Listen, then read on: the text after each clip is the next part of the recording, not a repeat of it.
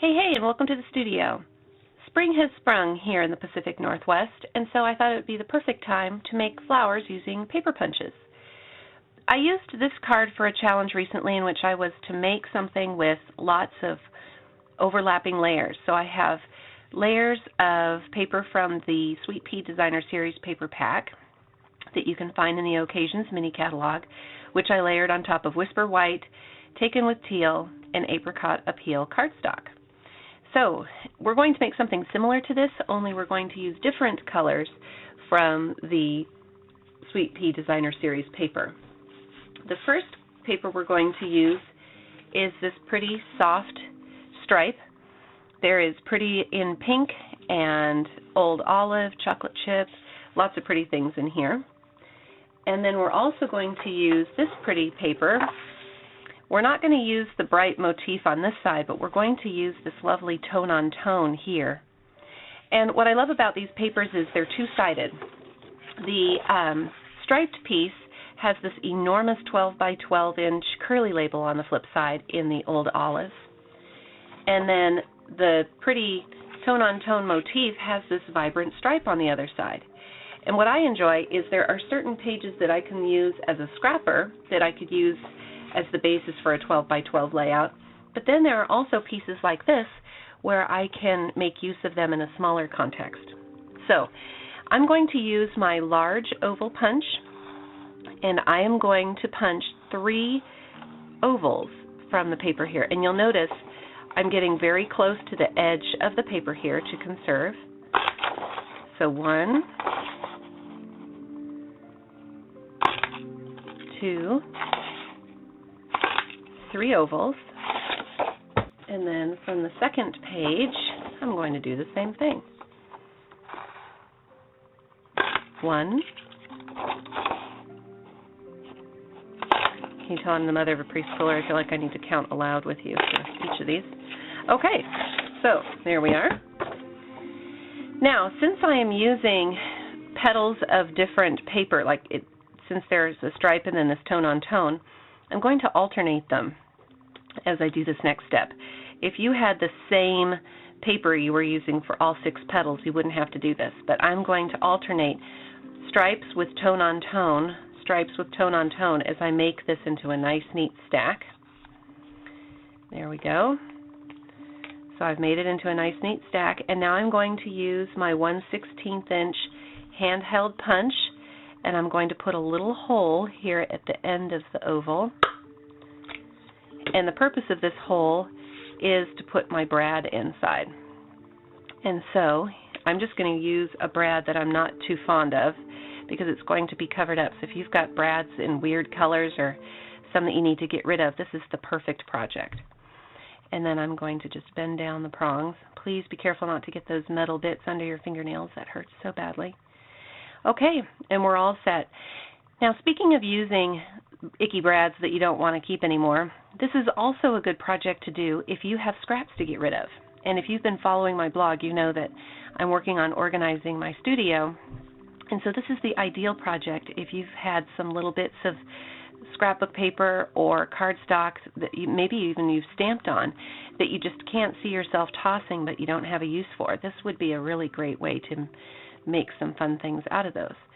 So I'm just fanning out my bloom here, and I should have said before I did all this that you can make your bloom in however far a stage of bloom you'd like. So you could have something like this that looks more like a flower off a lily pad, or you could go ahead, as I did in that first card, and do something that's in full bloom, like this. So our next step is then to make the center of the flower. I'm going to use a 3rd sheet from our beautiful Sweet Pea Designer Series paper. I'm going to use this lovely motif with the circles. On the flip side is a herringbone in pretty in pink, but I like this side better. So I'm just going to use my 1-inch circle punch, and again flipping it upside down so I can see what I'm doing, and getting that circle nice and close to the edge. I've punched myself a nice circle here. Now you can affix this to your flower however you'd like. I've used pop-up glue dots or just regular tape, but what I found really helpful is this is a sheet from my Stampin' Dimensionals. I've gotten to the very end. I've used all the dimensionals in the middle. And what I do is I trim the edges here so that I can make use of all these last little bits. And I have a couple here on the edge that are like half the size of a normal dimensional. There you go. And I'm going to use those on either side of the brad to affix the center to. And so this one's going to be tricky because the backing I cut too. So here we go. So I'm just going to put 2 half dimensionals really. And so you could take a full dimensional, I suppose, and cut that. But as long as we're talking about using up scraps, I thought I'd mention that little tip. So I have 2 halves there. Just going to peel off that paper and affix my center. And there we go. A darling little flower. Okay, now I'm going to set it aside because I want to show you the rest of the card. So I'm going to build this card using a half sheet of the chocolate chip cardstock, the 8.5 by 11.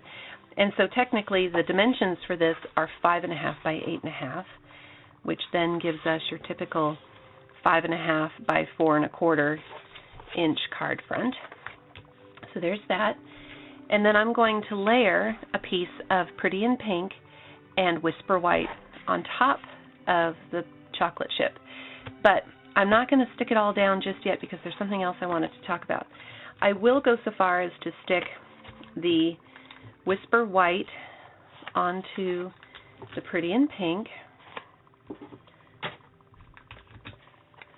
There we go.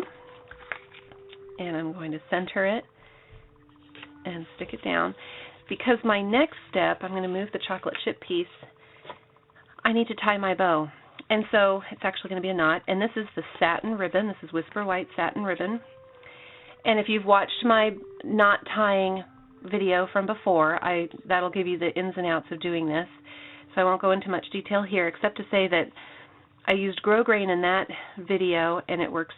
It's the same basic steps for satin. I want my knot to be about here, so that's where I'm going to make my pieces crisscross and even out. You have to be a little bit more gentle with the satin ribbon than you do the grosgrain, but like I said, the same basic steps apply. And I'm at the end of my spool of the satin here, so that's why I have such a long piece. I normally wouldn't give myself such a long piece, but let's see. There we have it. There's a simple, quick, pretty bow. And then I'm going to affix the flower to the front, and I'm going to make sure I like how all the petals are, and then put tape so that it goes across a couple of the petals at once. And the reason for this is I've gone to the effort now of making sure my petals are properly positioned. I would hate for that to get all gummed up as someone draws this out of the envelope. So there's my flower all ready to go, and I'm going to adhere it, and I'm going to do it so that it's not perfectly centered. I want it kind of cattywampus on that bow there, or on the ribbon. And then I'm just going to tape the back of this Pretty in Pink page or piece and put it on the chocolate chip. And the reason for my going through all these steps is to show you this. I don't care for the behind-the-scenes bits of card making. I don't like it when the prongs of a brad show, when you've done a brad treatment. I don't like to see the back of an eyelet if I can avoid it, or the back of a ribbon like this, unless it adds itself to the card, unless it's actually an element of the card. And so I try and tie my ribbon around a smaller element here so that it's all very neat and tidy. And then when I use brads and eyelets, they're part of a bigger layer so that they aren't distracting when you open the card. See how nice and neat that is? So I just wanted to share that with you. I'm just going to trim up my ribbon now.